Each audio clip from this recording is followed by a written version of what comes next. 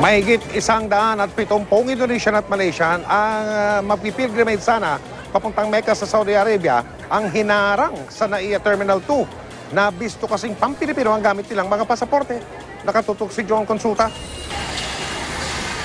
Ito ang video ng harangin ng mga taga-NBI at Immigration. Ang 173 dayuhan sa immigration counter sa NAIA Terminal 2 madaling araw kanina. 167 na Indonesian at 6 na Malaysian ang di pinayagang sumakay sa eroplano na palipad sana papuntang Saudi Arabia.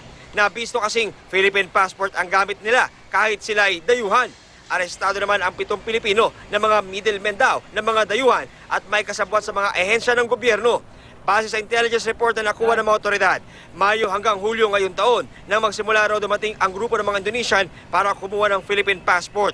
Pinipeke umano ang NSO certificate at magbabayad ng 13,000 pesos para sa Philippine passport gamit ang peking pangalan, birthday at address. Ang mga dayuhan papuntang Mecca para mag-pilgrimage.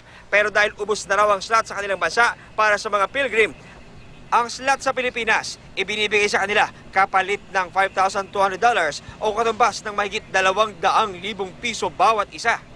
Medyo shocking. Balita ko, mahigit 100 to. Titingnan namin sino nagpasok nito, sino nagtago nito. Kasi ngayon na lang ito na sabat nung palabas na. So, we will also try to establish and determine and establish gaano sila dito katagal, anong activities nila. Ikinakaso ng mga otoridad na mas malalim na investigasyon para matukoy kung sino-sino pa mga kasabwat sa nadiskubreng modus operandi. John Consulta, nakatutok, 24 oras.